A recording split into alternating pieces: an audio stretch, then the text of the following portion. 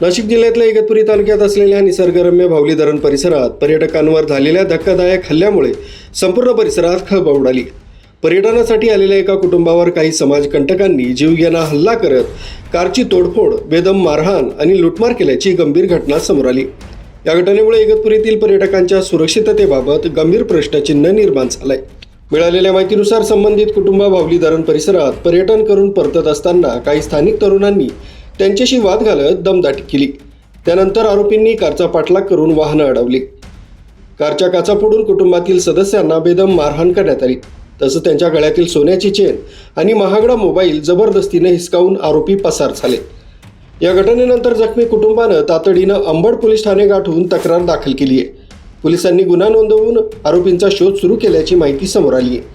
दरम्यान भावली धरण, भातसा परिसर, कावनई, वैतरणा, त्रिंगलवाडी किल्ला आणि इगतपुरीतील इतर पर्यटन स्थळावर दर आठवड्याला हजारो पर्यटक भेटी देतात। मात्र अशा संवेदनशील ठिकाणी पुरेसा पोलीस बंदोबस्त, नियमित गस्त आणि CCTV देखरेखीचा अभाव असल्याच्या तक्रारी सातत्यानं होत आहेत। या घटनेनंतर पर्यटकांमध्ये भीतीचं वातावरण निर्माण झालं असून स्थानिक पर्यटन व्यवसायावरही त्याचा परिणाम होण्याची शक्यता व्यक्त केली जाते। स्थानिक नागरिक आणि सामाजिक संघटनांनी या घटनेचा तीव्र निषेध करत पर्यटन स्थळांवर कायमस्वरूपी पोलीस चौकी, नियमित गस्त, CCTV यंत्रणा आणि समाजकंटकांवर कठोर कारवाई करण्याची मागणी केली। प्रशासनावर उपस्थित झालेले महत्त्वाचे प्रश्न: पर्यटन स्थळावर नियमित पोलीस गस्त का नाही? वारंवार होणाऱ्या तक्रारींकडे दुर्लक्ष का केलं जाते? पर्यटकांच्या सुरक्षेसाठी ठोस उपाययोजना कधी राबवल्या जाणार?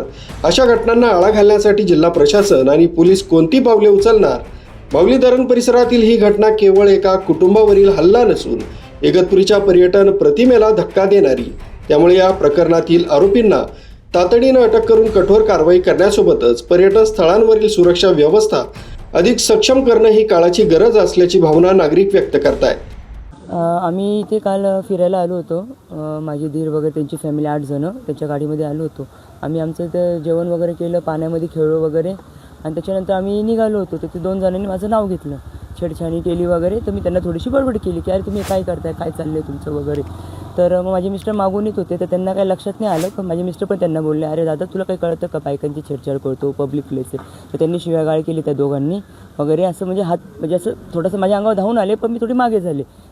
मग मी पण 1-2 त्यांना थोडंसं बोलले। नंतर ते दोघं पळून गेले, त्यांना आम्ही हे केलं। त्याच्यानंतर तिथं गाडी उभी होती, एक टेम्पो, तिथं ते खाऊ वगैरे विकत होते। तिथं 8-10 मुलं होते, ते आमच्या अंगावर आले। तर का हो म्हणे, काय झालं, आमच्या माणसाला तुम्ही का मारता? अरे म्हणे तुझा काय संबंध? म्हटलं भाऊ आम्ही या दोघांना बोललो, ते निघून गेले, तू का? नाही आमचे माणूस मग तो शिवीगाळ करायला लागला। मग आमचे पण लोकांनी थोडीशी शिवीगाळ केली वगैरे, थोडीशी नॉर्मली आपली हातापायी वगैरे असं मग तेवढी झाली। मग तिथून आम्ही म्हटलं चल जाऊन दे, सोडून दे बाबा दादा, सोड असं करत आम्ही पूर्ण मिटवलो। त्याच्यानंतर पण आम्ही निघालो, सोडून द्या म्हटलं चला।